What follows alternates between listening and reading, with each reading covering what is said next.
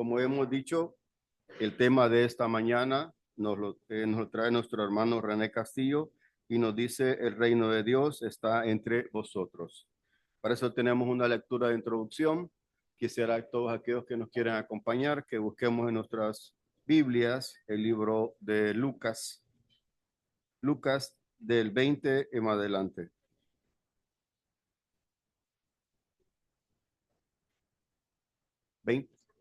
Lucas, perdón, del 17, capítulo 17, del versículo 20 en adelante.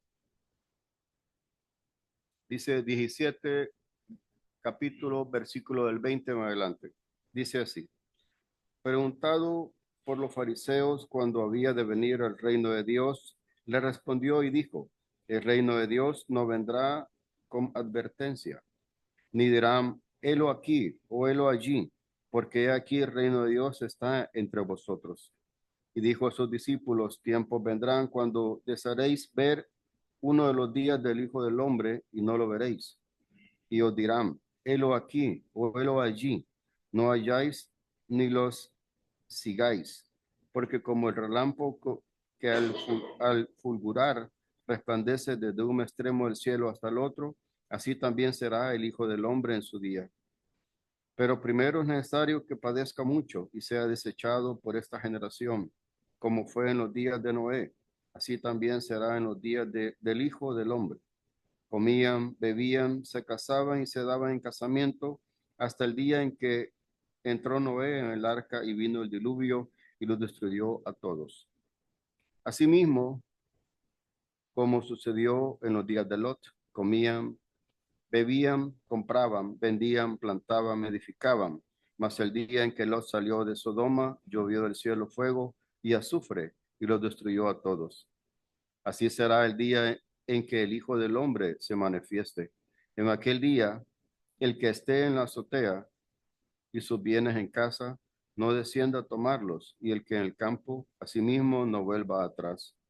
Acordaos de la mujer de Lot: todo el que procure salvar su vida la perderá, y todo el que la pierda la salvará. Os digo que en aquella noche estarán dos en una cama, el uno será tomado y el otro será dejado. Dos mujeres estarán moliendo juntas, la una será tomada y la otra dejada. Dos estarán en el campo y el uno será tomado y el otro dejado. Y respondiendo le dijeron: ¿dónde será? ¿Dónde, Señor? Él les dijo: donde estuviera el cuerpo, allí se juntarán también las águilas. Terminada la lectura de apoyo, dejamos con ustedes a nuestro hermano René Castillo con la charla de este día.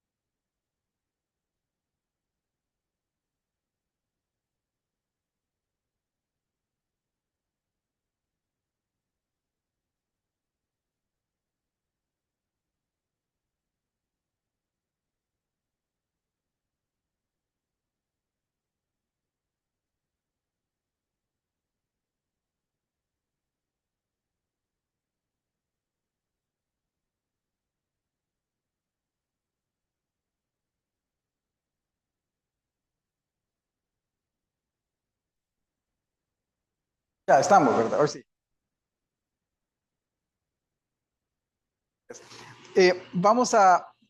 Gracias a todos los que están presentes, también a todos los que se conectan para escuchar la conferencia del día de ahora. Vamos a avanzar un poco y el tema que vamos a estudiar es el reino de Dios está entre vosotros. Todo el mes de enero vamos a tocar temas que están relacionados con el reino de Dios. ¿Por qué traemos este tema? La verdad que el tema del reino de Dios es básicamente el eje gravitacional sobre el cual gira el evangelio en la Biblia. O sea, el único evangelio que existe en la Biblia es el evangelio del reino de Dios. Jesús vino a predicar este evangelio. O sea, cuando Marcos habla del ministerio de Jesús, presenta a un Jesús que predica el evangelio del reino. él vive el evangelio del reino, no solo lo predica, sino que él también lo vive. Y esto va a ser importante en lo que vamos a ir desarrollando en la clase de ahora. El cristianismo del primer siglo se caracterizó por predicar e impulsar ese evangelio del reino de Dios. El concepto que luego Jesús pasa a ser el centro del mensaje es un concepto particularmente nuevo, o sea, es el cristianismo moderno el que ha puesto a Jesús en el centro, pero ha olvidado que Jesús es parte de un plan global de Dios en el que Dios tiene dentro de su plan una estrategia de redención con el ser humano y Jesús juega un papel importante. Pero el eje central de ese plan de redención es el reino de Dios y es por esa razón que Jesús venía a predicar el reino de Dios. Cuando hablamos del reino, surgen a veces preguntas. ¿El reino de Dios es un evento futuro o es una experiencia actual? Muchas personas creen que el reino de Dios es una experiencia actual y que no tiene que ver con una visión del futuro reino de Dios, de algo físico y tangible que se va a instalar en el futuro de la historia, sino que es algo que ya está desde ahora. Y el pasaje que normalmente se cita para hablar o para plantear esa suposición es de que es precisamente el versículo 20 de la lectura que acabamos de hacer, donde Jesús es cuestionado por los fariseos de cuándo había de venir el reino de Dios y la respuesta que Jesús les da es que el reino de Dios está entre vosotros. Y ahí surge una paradoja, porque cuando vemos la lectura que acabamos de leer, empezamos escuchando un Jesús que dice, el reino de Dios está entre vosotros, como que fuera una experiencia nada más. Porque si ya estuviera entre nosotros, estaríamos hablando de una experiencia. El reino de Dios se convierte en una experiencia que vivimos el día a día. Pero termina diciendo y hablando precisamente de que el reino de Dios se va a establecer a su regreso, que se va a establecer al final de la historia. Entonces tenemos una lectura que tiene una paradoja, que dice que el reino de Dios está entre vosotros ahora, pero que también dice de que el reino de Dios se va a establecer al final. Entonces, ¿cómo entendemos algo que está entre vosotros, verdad? Pero que también va a ser instaurado al final de la historia. Ese es precisamente lo que vamos a tratar de ver en esta mañana. Y hay un detalle bien importante, a diferencia de cómo el pensamiento judío, cómo la Biblia ve el tiempo y cómo el resto de naciones veían el tiempo. Cuando hablamos del resto de naciones, ellos creían de que todo lo que es va a ser siempre, o sea que todo sigue un ciclo constante. Por ejemplo, la lluvia, el día, cuando vemos que amanece, sale el sol, se pone, al siguiente día va a salir el sol, se va a volver a poner, y así constantemente. Entonces las naciones que estaban alrededor de Israel creían que el tiempo estaba formado de una manera circular en el que todo lo que pasaba hoy va a pasar mañana y así sucesivamente por la eternidad. O sea que si llueve, es un ciclo de la lluvia, siempre va a estar lloviendo, el ciclo del día y la noche, siempre va a haber día y siempre va a haber noche. Que dentro de este plan, dentro de este círculo que es un círculo eterno, la única manera de escapar era, por ejemplo, los griegos decían, la única manera de escapar de este círculo es de que nuestra alma pueda sobrevivir y pueda salir del círculo y viva la eternidad fuera de ese círculo, porque si se queda atrapada en ese círculo, pues va a permanecer ahí, va a estar constantemente en ciclos de aprendizaje, en ciclos de redención, de tal manera de que nunca va a salir de eso, siempre va a pasar lo mismo. Entonces, de ahí es porque la filosofía griega, por ejemplo, explica de que la única manera de salir del círculo es teniendo una manera de escaparse de ese ciclo mortal, y la única forma de escaparse de ese ciclo mortal es teniendo un alma inmortal. Y entonces surgen doctrinas o surgen teorías acerca de lo que sucede después de la muerte, principalmente por este tipo de concepción, pero la concepción del tiempo en el pensamiento judío y en las escrituras es diferente. El pensamiento judío o el pensamiento que se refleja en las escrituras, a diferencia de la singularidad del pensamiento pagano, las escrituras conciben el tiempo como una línea de redención. O sea, no ven un círculo. Los escritores de la Biblia, inspirados por Dios, ven una línea de redención, una línea que empieza con un evento histórico que es la creación y que continúa hacia la instauración del reino de Dios. O sea, de que tiene un principio y tiene un final. No es algo que está eternamente dando vueltas. Entonces rompe con el esquema tradicional de cómo las demás religiones veían a su divinidad. Por ejemplo, los egipcios tenían que ofrecer sacrificios porque decían que el dios Ra en el día salía y vagaba por los cielos y en la noche iba al inframundo, pero en el inframundo había un dios que era enemigo de él y lo podía matar. Entonces había que ofrecer sacrificios. Los sacerdotes pasaban en el templo toda la noche ofreciendo sacrificios para que al pobre Ra no lo fueran a matar y el círculo se cumpliera todos los días. Ante esa distinción de la divinidad, el pueblo de Israel concibe a su Dios de manera diferente. Concibe a un Dios eterno que tiene un plan, donde hay un evento histórico que marca el inicio de la existencia del hombre y hay un evento final de la historia en el cual marca la redención de esta creación. Y hemos en Génesis de cómo Dios crea al hombre, lo pone en el jardín del Edén y conocemos la historia, pero también leemos acerca del final de los tiempos. Leemos leemos Isaías 65. Y 65 tenemos a Génesis 1 en el inicio de la historia y tenemos a Génesis 65, a Isaías 65 al final de la historia. Y vemos cómo estas dos lecturas se contraponen la una de la otra para mostrar el principio y el final de una historia que está predefinida por Dios. Dios se caracteriza, o sea, tiene una característica en las escrituras que no tiene ningún otro tipo de escritura, ningún tipo de otro tipo de escritura religiosa, ni es concebido tampoco por ninguna otra religión de esa manera. Que Dios es un Dios que interviene en el tiempo, que interviene en la historia. O sea, Dios no es un Dios que se manifiesta a través de la naturaleza. Los egipcios creían que el sol era Ra, el dios Ra, creían que el cielo era una diosa, ¿verdad?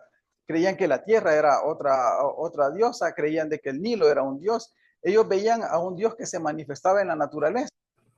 Entonces viene los autores de la escritura inspirados. Dios dice, no, pues, no es un Dios que se manifiesta en la naturaleza. Esas son cosas creadas por Dios, pero Dios no es eso.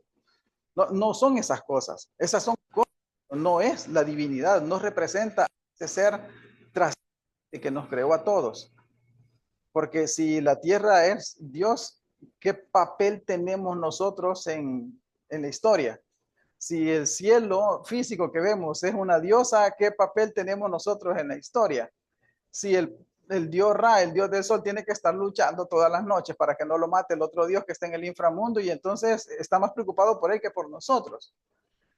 ¿Dónde queda el ser humano? Viene Dios y dice el ser humano que es lo principal de la creación, ¿verdad? Donde es parte de un plan diseñado de redención. Y entonces viene y muestra a Génesis como un inicio y 65 como el final de la historia. Y por eso vamos a leer Génesis 65, particularmente los versículos 17.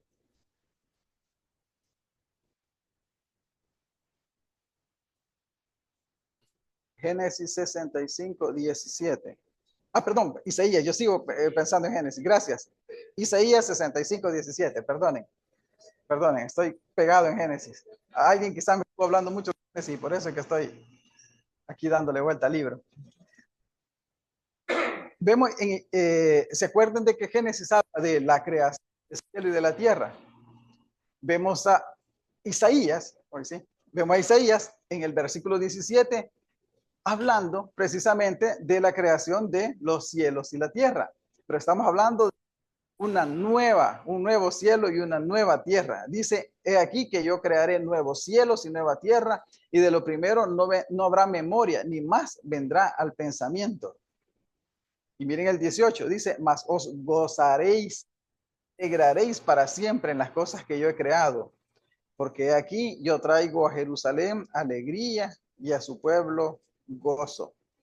Entonces, ¿qué sucede? Que estamos la, otro momento en la historia del hombre en el cual Dios renueva todas las cosas. No es que va a crear un nuevo cielo ni una nueva tierra, sino que cuando dice de nuevos cielos y nueva tierra es que lo que Él ha creado, como sigue diciendo en el versículo 18, lo va a renovar.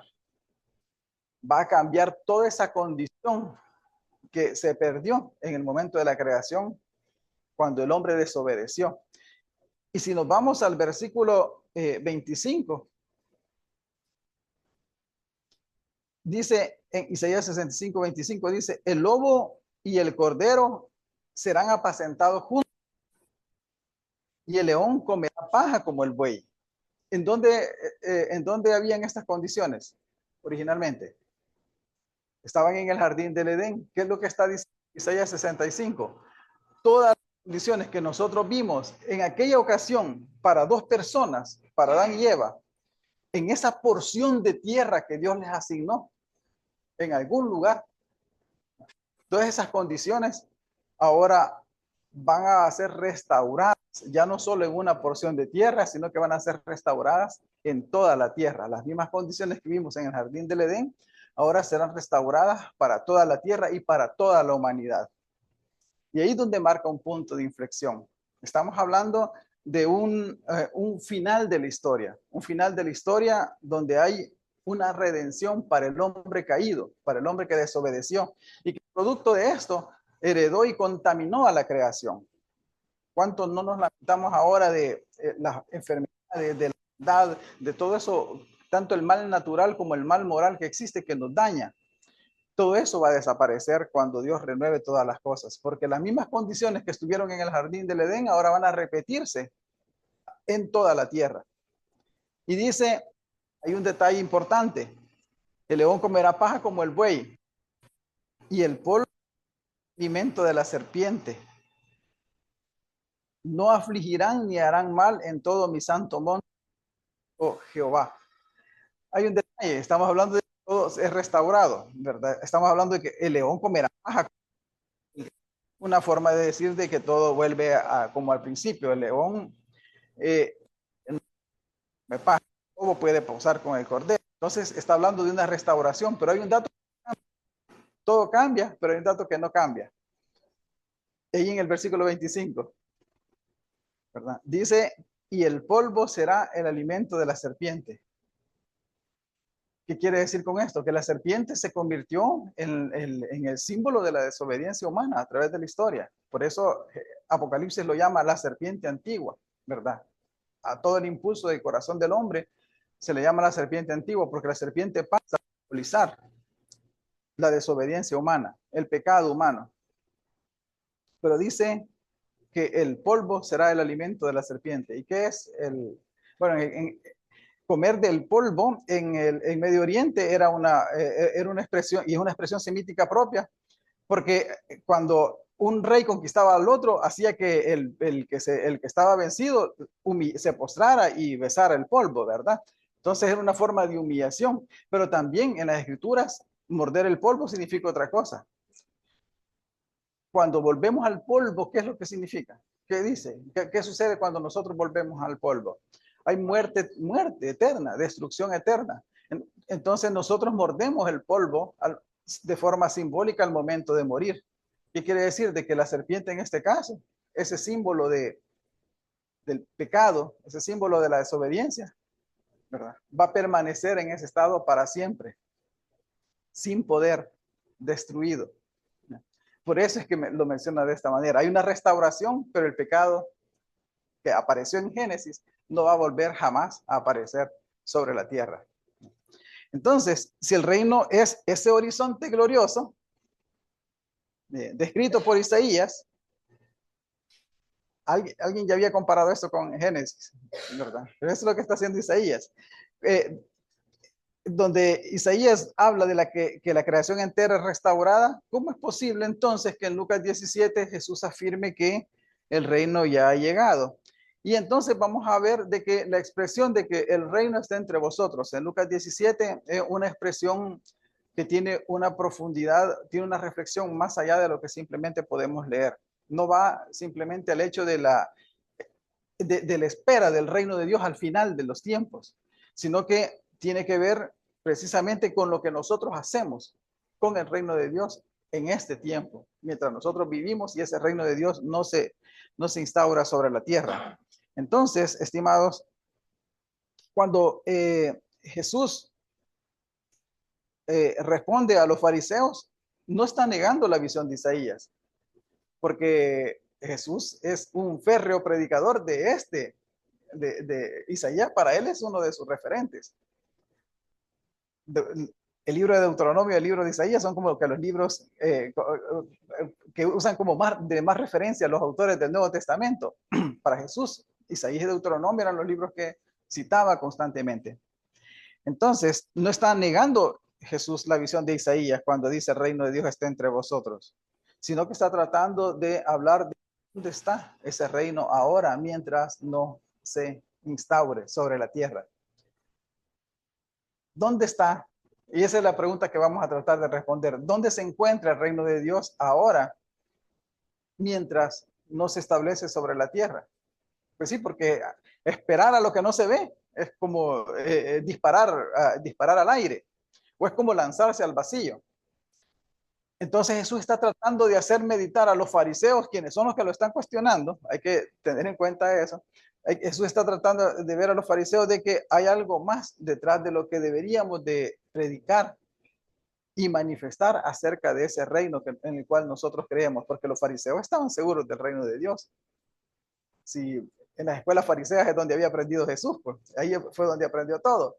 Entonces sí estaban seguros, pero había algo más que lo estaban haciendo. Había cosas en que los fariseos estaban fijando y estaban enfocándose, pero estaban perdiendo el foco de lo que significaba el reino de Dios. ¿Por qué? Porque ellos todo lo estaban dejando para el final de la historia. Entonces, ¿qué es lo que vamos a hacer? Vamos a hablar un poquito acerca de el contexto en el cual los fariseos le hacen esta pregunta a Jesús. Porque la pregunta que los fariseos le hacen a Jesús es ¿cuándo va a venir el reino? Son preguntas que nosotros nos hacemos también, ¿verdad? ¿Cuándo va a venir el reino? Y andamos buscando señales. ¿Cuándo va a venir el reino? Y andamos viendo y estamos a la expectativa. Hay una guerra en Medio Oriente, hay una hambruna, hay una sequía y todos nos ponemos a pensar, ¿será este el momento en que Jesús está pronto a venir?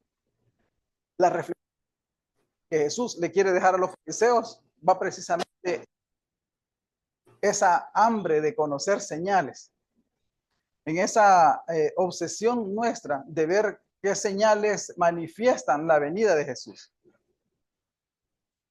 Veamos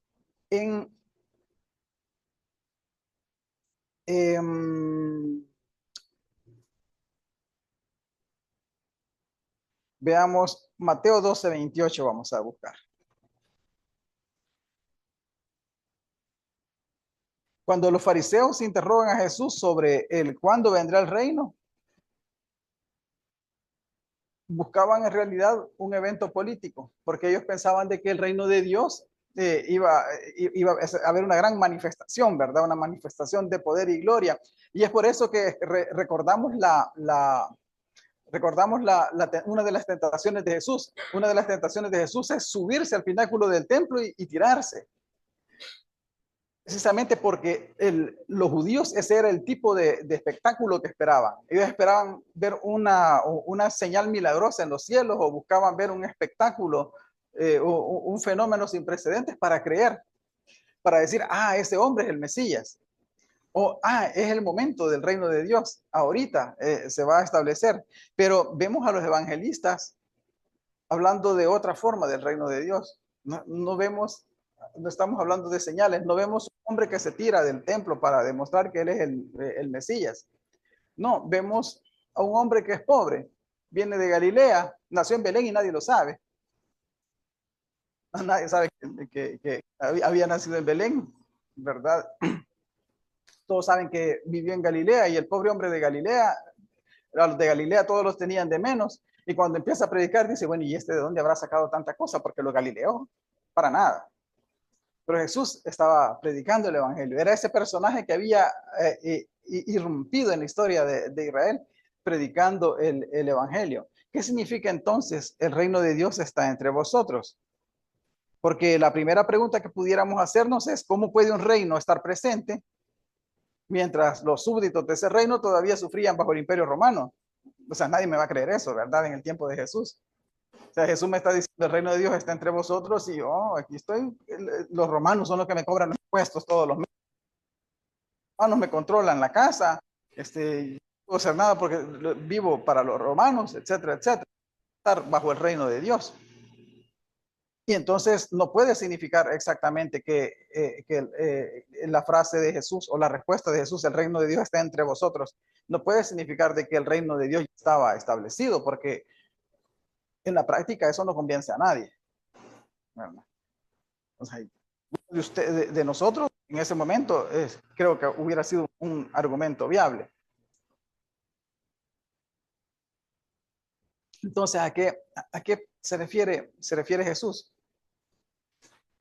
Muchos piensan de que cuando Jesús responde, el reino de Dios está entre vosotros, se refiere a una cuestión de piedad interna, una cuestión donde nosotros somos buenas personas, ¿verdad? Y nos guardamos eso dentro de nuestro corazón. Y dice, sí, el reino de Dios está dentro de vosotros, como traduce varias versiones ahí, hablando de que en realidad es un estado del corazón, pero tampoco es exactamente un estado del corazón. ¿Por qué? Porque un estado de corazón nadie lo ve. Muchas veces podemos mostrar una cara que no es la que estamos, no es la cara nuestra. Ya. Podemos mostrar que somos buenos cuando en realidad en nuestro corazón somos malos. O podemos ser totalmente serios cuando somos personas que estamos tratando de portarnos bien. Entonces, hablar de un estado del corazón es como muy romántico, no exactamente trata de reflejar lo que Jesús está diciendo acá. Entonces, ¿qué puede sí mostrar que el reino de Dios estaba entre ellos? ¿Quién estaba entre ellos en ese momento? Jesús. Ahora, ¿qué es lo que estaba haciendo Jesús? Porque Jesús no podía decir el reino de Dios está entre vosotros si no le creían que era el Mesías. Si él decía yo soy el Mesías, todos iban a decir no te vamos a creer. Veamos Mateo 12:28, ahora sí. Dice, no sé si ya lo tenían y lo perdieron porque me entretuve más hablando, pero Mateo 12:28 dice, pero si yo por el Espíritu de Dios echo fuera a los demonios, ciertamente ha llegado a nosotros, ¿qué cosa? El reino de Dios. Jesús no estaba hablando de un estado del corazón, no estaba hablando de un sentimiento dentro de nuestro corazón. El reino de Dios no es un sentimiento alojado dentro de nuestro corazón. Jesús, la manera en cómo manifestaba el reino era él en persona, con las cosas que hacía y decía. Él decía, si ven, echo fuera a los demonios. Ustedes ven que esto sucede, de seguro ha llegado el reino de Dios. Él manifestaba ese reino de Dios a través de lo que hacía, a través de lo que decía. ¿Se recuerdan? Él venía y dice, vino y Jesús predicaba el Dios y decía, arrepiéntanse, ¿verdad? El tiempo se hace más adelante. Pero todavía nos deja un poquito cómo el reino de Dios está entre nosotros. Todavía nos deja un poquito en duda. Es un buen argumento decir de que Jesús estaba presente y que la manera en cómo el reino de Dios estaba obras a través de lo que él hacía. Y hasta ahí pudiera ser un argumento suficiente. O sea, para mí sería un argumento suficiente. Pero tenemos que texto también para saber qué peso tiene esas acciones de Jesús. ¿Qué peso tiene esas obras de Jesús para que el reino de Dios sea manifestado a través de esas obras?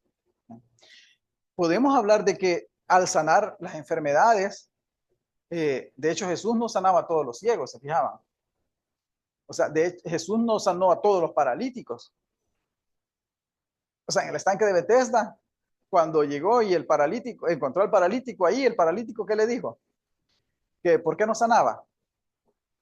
Porque cuando bajaba el ángel, se recuerdan, ¿verdad? Que era una creencia que bajaba el ángel. O sea, que cuando se movía el agua, la gente pensaba que bajaba un ángel. Decía, viene otro, se mete y es sanado. Y yo, ni modo, no puedo alcanzar a caminar. O sea, de que en ese estanque no solo él era el único paralítico, no era solamente él. Todos los que estaban en ese estanque eran paralíticos. Pero Jesús, ¿por qué solo lo sanó a él?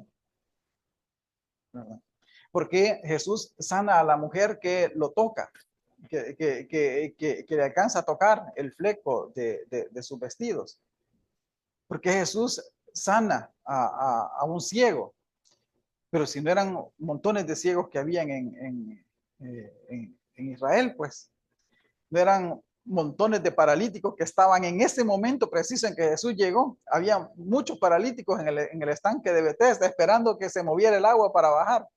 Otros podían medio caminar porque bajaban, alguien los metía, era verdad. Él no es que los demás pudieran caminar, él no tenía quien lo metiera, los demás todos tenían personas que los metían. Él no tenía quien lo metiera, pero no era el único, había un montón de paralíticos. Y hay una palabra clave que aparece en todo el Nuevo Testamento. Él los sanó porque tenía, ¿cuál es la palabra clave? Que tenía compasión de ellos. Al final, estas señales muestran lo que el reino de Dios sería, porque el reino de Dios ya no habrá más enfermedad, ni más llanto, ni tristeza, dice Apocalipsis, pero sobre todo no era ese el objetivo para que las personas creyeran. La enseñanza final de un milagro de Jesús no estaba en el milagro, en la señal externa que él realizaba, estaba en el gesto de él hacia esa persona, porque lo sanaba por compasión, porque nosotros no podemos hacer milagros, ninguno de nosotros puede hacer milagros, pero sí podemos tener compasión de los demás. Jesús lo que nos transmite en cada uno de esos milagros es la actitud que está detrás de eso. Yo no puedo hacer milagros, que quisiera hacer milagros, pero sí puedo tener compasión. Puedo tener compasión de las personas que me rodean.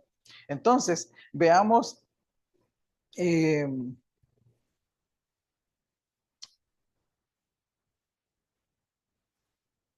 Lucas 17:20. ¿Bajo qué contexto los fariseos le preguntaban a Jesús este tipo de cosas? Lucas 17.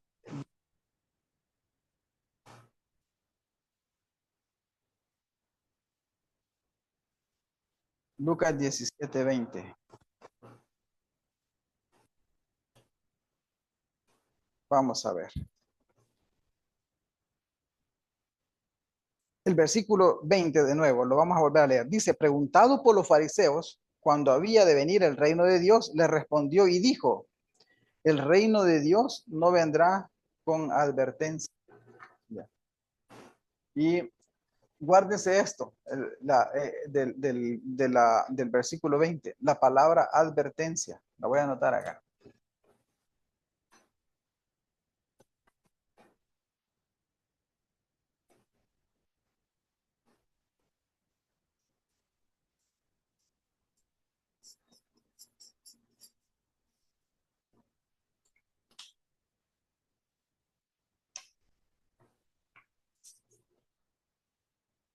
Y ahora vamos a leer Marcos 1:15.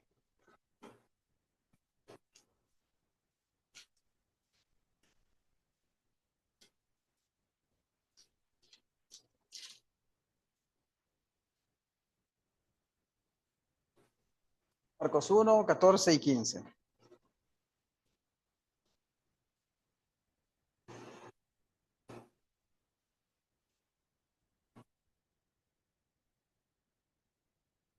Marcos 1, 14 y 15 dice, después que Juan fue encarcelado, Jesús vino a Galilea predicando el evangelio del reino de Dios.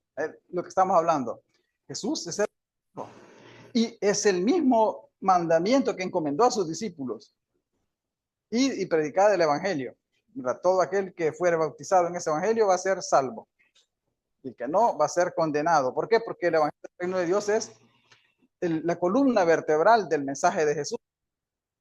Y decía, el tiempo se ha cumplido y el reino de Dios se ha acercado. Arrepentíos y creed en el evangelio.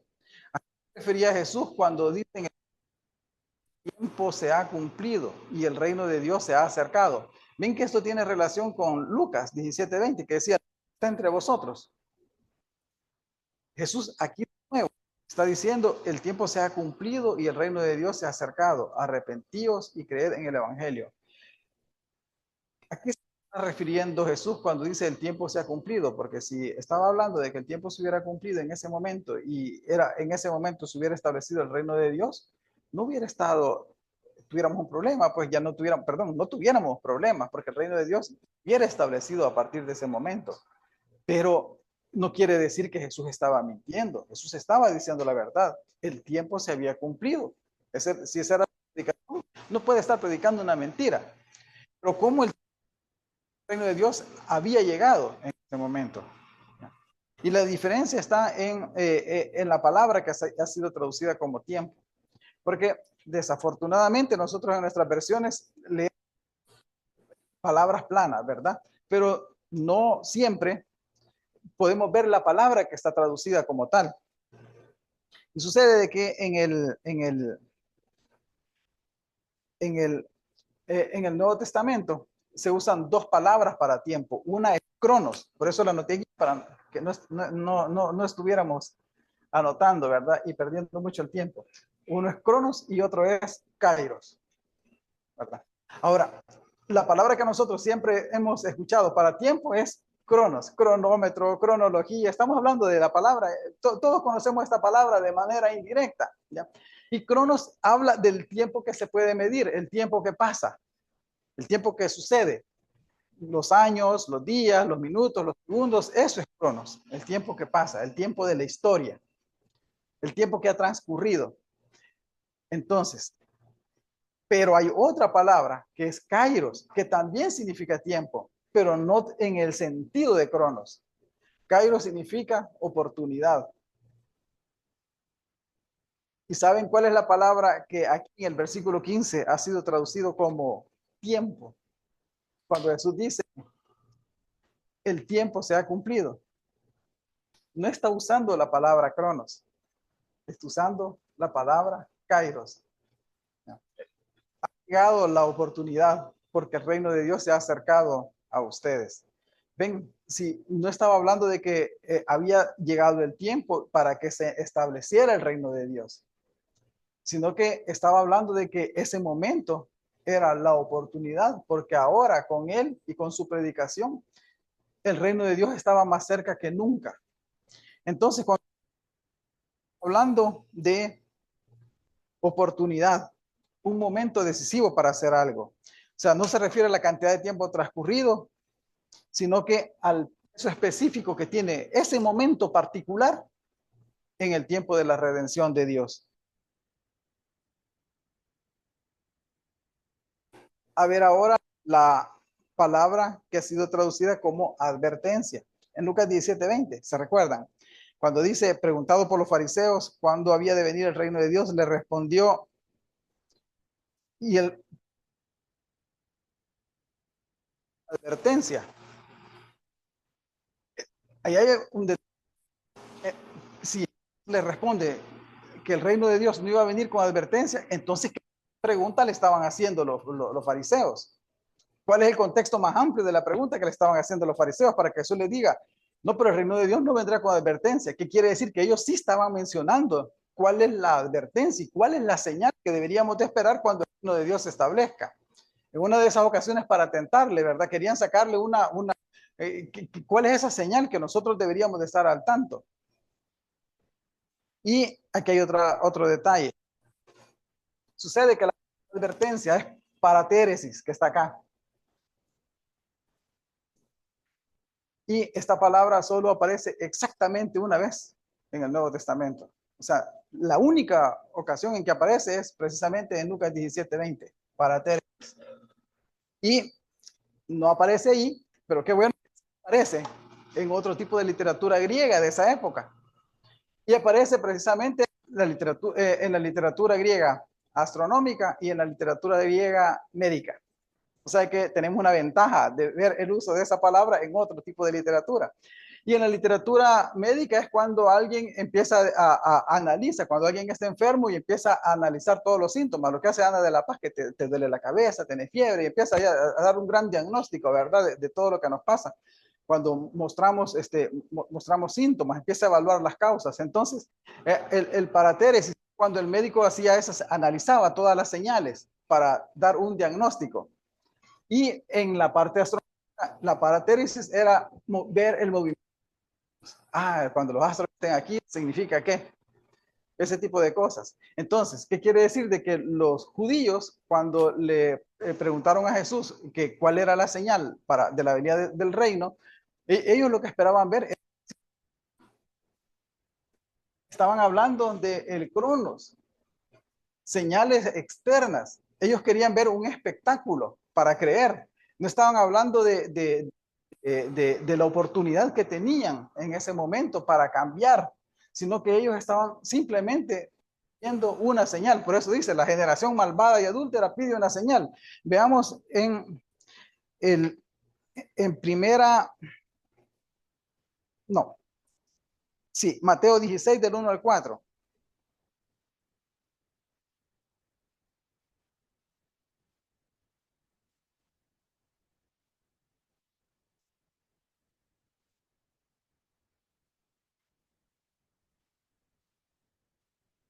Mateo 16 del 1 al 4. Dice, Mateo 16 del 1 al 4.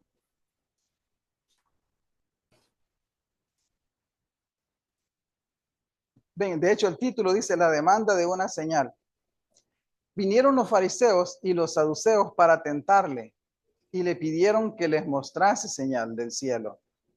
Mas él respondiendo les dijo, cuando anochece decís, buen tiempo, porque el cielo tiene arreboles. Son los celajes, ¿verdad? Cuando está atardeciendo. Y por la mañana, hoy habrá tempestad porque tiene arreboles, el cielo nublado. Hipócritas, que sabéis distinguir el aspecto del cielo, mas las señales de los tiempos no podéis. La generación mala y adúltera demanda señal, pero señal no le será dada, sino la señal del profeta Jonás. Y dejándolos, se fue. Entonces, cuando hablamos del cuestionamiento de los fariseos hacia Jesús acerca del reino de Dios, no estaban hablando de cuestiones espirituales. Estaban hablando de qué podemos hacer para cambiar, qué podemos hacer para agradar a Dios. ¿Cuáles son los mandamientos que estamos descuidando y que deberíamos de volver a practicar, que deberíamos de volver a retomar? No, los fariseos le estaban preguntando cuáles son las señales.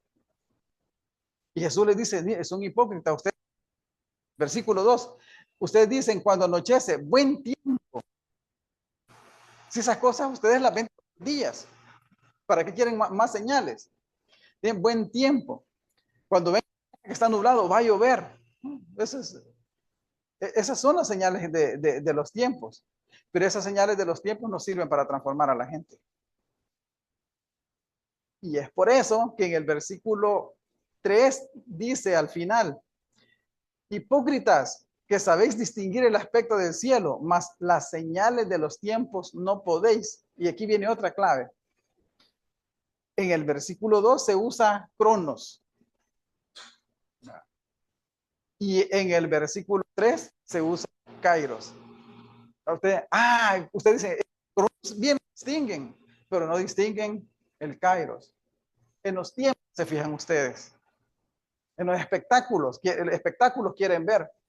Espectáculos externos, pero no quieren cambiar su corazón. No se fijen en el cronos, fíjense en el kairos. Y nosotros nos cuestionamos a veces también nos fijamos en el cronos, ¿verdad? ¿Cuándo va a venir Jesús? Y empezamos a buscar señales en el cielo político, ¿verdad? Señales empezamos a hacer paratéresis. Esa obsesión por buscar señales externas, por buscar espectáculos. Cuando dice Jesús en Lucas 17:21, el Hijo de Dios, ¿saben qué? Vendrá sin advertencia. Como ladrón en la noche. Y esto quiebra un poco el esquema que siempre hemos estado pensando de que, ¿cuáles serán las señales acerca del fin del mundo? Siempre estamos viendo cuáles son las señales del fin del mundo. Claro, habrán momentos, habrán señales que nos indicarán que el momento en el que Dios restaure su reino sobre la tierra es evidente. Pero ¿saben qué? No serán señales para darnos tiempo. Ninguna de esas señales va a ser para darnos tiempo. Si esas señales fueran para darnos tiempo, entonces todos estuviéramos esperando las señales para cambiar, pues, los fariseos. Los fariseos estaban esperando señales para cambiar. Dinos cuándo. ¿Por qué creen que querían saber los fariseos cuándo? Porque mira, cuando ellos querían escuchar algo así de Jesús, cuando el cielo se ponga rojo o cuando haya un eclipse al final del mes, entonces va a venir. Entonces cuando eso pase, ellos iban a empezar a portar bien, ellos iban a transformar su vida. Tú les dices, ¿saben? Dejen de andarse fijando en el Cronos. Aprovechen el Kairos. Aprovechen la oportunidad que tienen ahora. No nos fijemos en esto, en espectáculos. O sea, Jesús pudo haberse tirado del pináculo del templo y demostrar de que era el Mesías, pero eso no le servía para nada ni a Jesús, porque pues entonces hubiera sido desechado y hubiéramos tenido que esperar más. O ni siquiera a los fariseos, porque eso ni siquiera les iba a servir a ellos, porque el Mesías, que en ese entonces había sido escogido para ser el Mesías, ya no iba a ser el Mesías. Pues, hubiera sido un desperdicio. Muchas veces nosotros buscamos milagros, buscamos señales en el cielo, buscamos señales en la política. Dejemos que esas cosas pasen, porque van a pasar. Cuando escucho rumores de guerra, decía Jesús, ¿verdad? Va a haber una guerra definitiva, sí, pero ¿cómo vamos a distinguir entre tanta guerra que tenemos?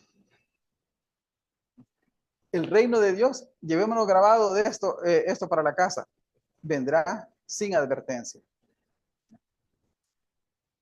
Acaban a Jesús por los milagros que hacía. ¿Se recuerdan cuando los reunió a todos y los ordenó? ¿Verdad? Eran 5,000 personas y los ordenó a la orilla del mar de Galilea.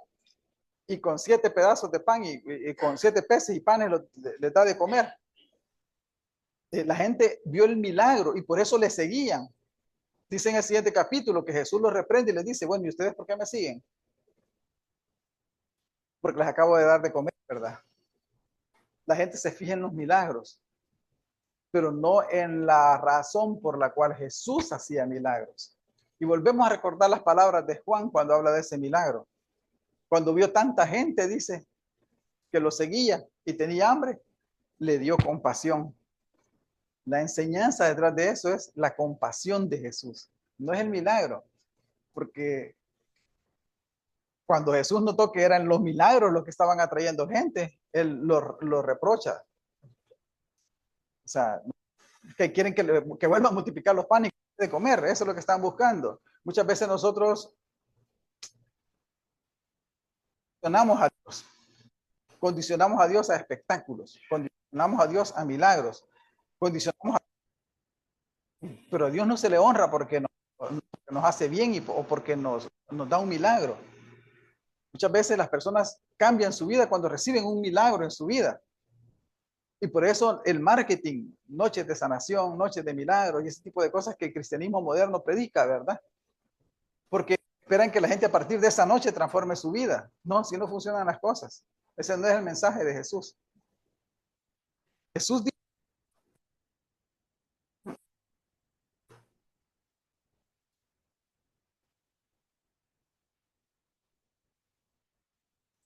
en Mateo siempre, al final, dice, la generación mala y adúltera demanda señal. Fíjense bien esto. ¿Por qué? Y a veces quizás pasamos este versículo 4 y lo pasamos por alto. Pero Jesús está llamando generación adúltera a las personas que están pidiendo una señal.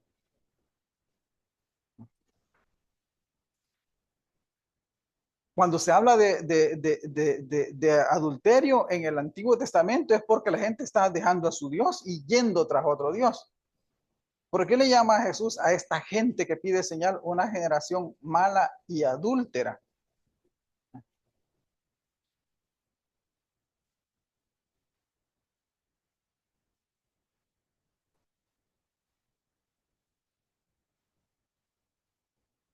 Y es que podría ser pedir una señal idolatría, porque el adulterio espiritual es idolatría, ¿verdad? Pudiera ser pedir una señal la idolatría. ¿Por qué? Porque buscar una prueba mágica, ¿verdad? Una prueba milagrosa, buscar una señal es precisamente manipular a Dios. Estamos reduciendo a Dios a un objeto de laboratorio, pues, al que le podemos pedir las cosas y que Él actúa en base a nuestra voluntad. Pero no funciona así, ¿verdad? La, para Jesús, Dios no funciona rompiendo el cielo ni haciendo milagros para que las personas creyeran. Los milagros tienen su objetivo, tienen su contexto en el cual sucedieron, tenían una razón de ser, pero eso no era el objetivo, salvar a las personas. Nadie que recibió un milagro tenía garantizada la salvación. O sea, el cojo, no por el mero hecho de que Jesús le dijo, va, mira, toma tu camilla y vete, ya era salvo.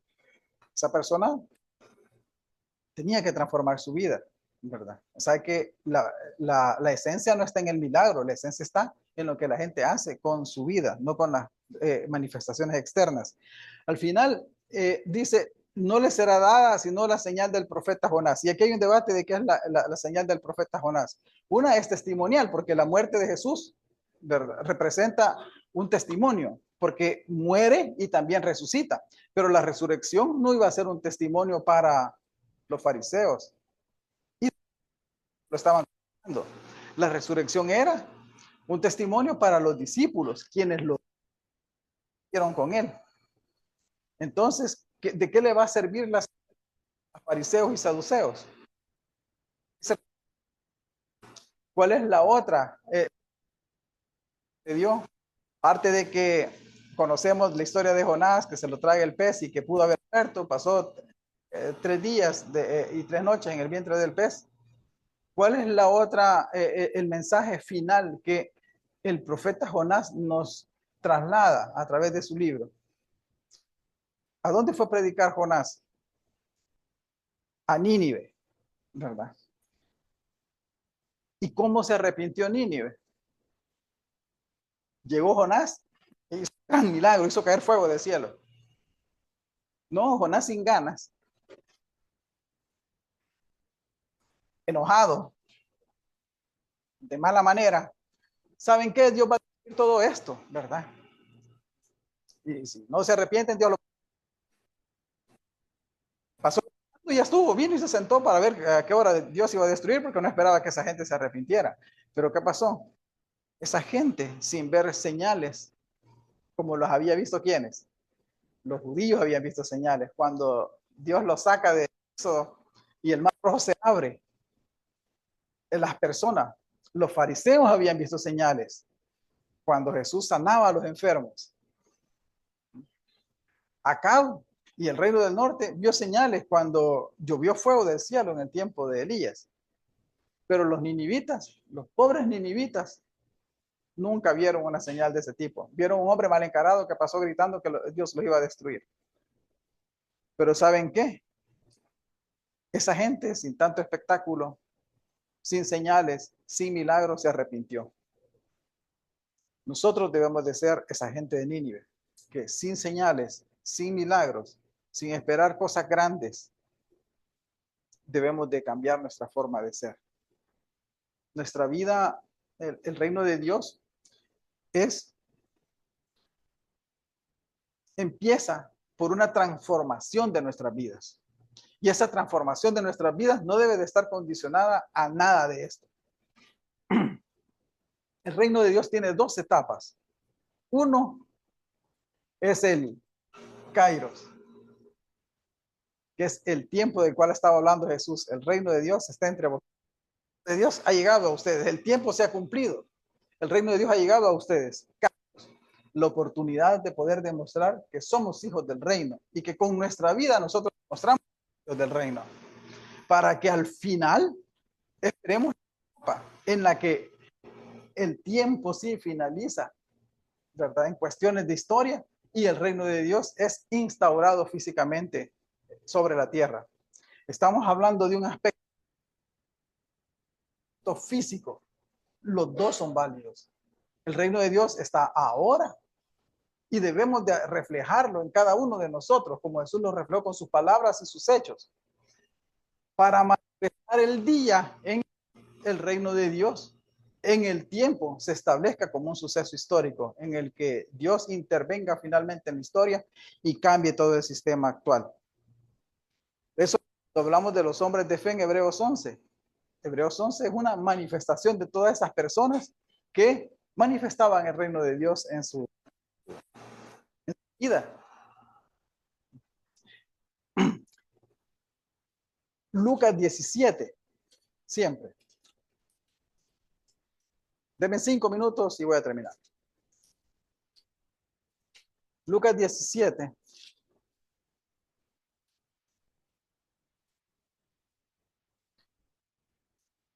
Habla de eso. Habla de que el reino de Dios está entre nosotros, pero también habla del día en que Jesús se va a volver a manifestar de manera física. O sea, habla de cómo nosotros lo reflejamos, pero habla de que ese reflejo del reino de Dios con nuestras obras es la manera en cómo nosotros nos preparamos sin señales para cuando el reino se establezca y no nos agarre desprevenidos y no nos agarre como ladrón en la noche. Ven, el ladrón en la noche no manda advertencias. Pati, le voy a ir a robar su casa. Oye, a las 10. ¿Sabe qué? Ni siquiera le va a decir, en cualquier momento de la noche le voy a robar, ¿verdad? Porque velaríamos todo el tiempo.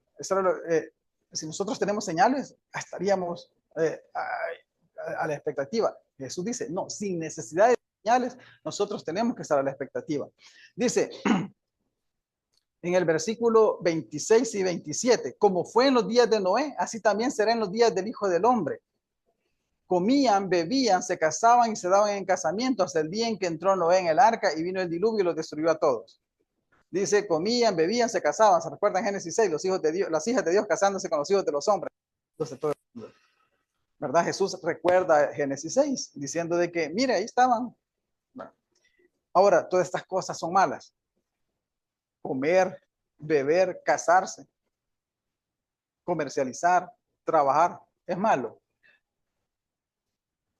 En el versículo 27 es malo. Eso no es malo. Pero, ¿qué está tratando de decir Jesús? Jesús lo que está tratando de decir es que cuando todos viven como que Dios no existiera. La indiferencia espiritual es lo que Jesús está condenando acá. Jesús va a venir en un momento en que las cosas pasan de manera común, de manera normal. ¿Ven? Por eso es que muchos no vamos a estar preparados, porque está pasando lo del día a día, cuando Jesús venga. Entonces, esto nos pone un reto mayor, porque no debemos de estar sujetos a señales externas, a espectáculos. Debemos de estar sujetos a lo que hacemos cada día de nuestra vida. Porque Jesús vendrá en tiempos de normalidad, en tiempos de indiferencia espiritual. Cuando aparezcan las señales externas, aparezcan las señales de la venida de Jesús, para nosotros va a ser muy tarde. Sí van a ver, pero para nosotros van a ser muy tarde. ¿Por qué? Porque esas no son las importantes. Lo importante es la manera en cómo nosotros vivimos nuestra vida hoy. Muchas gracias.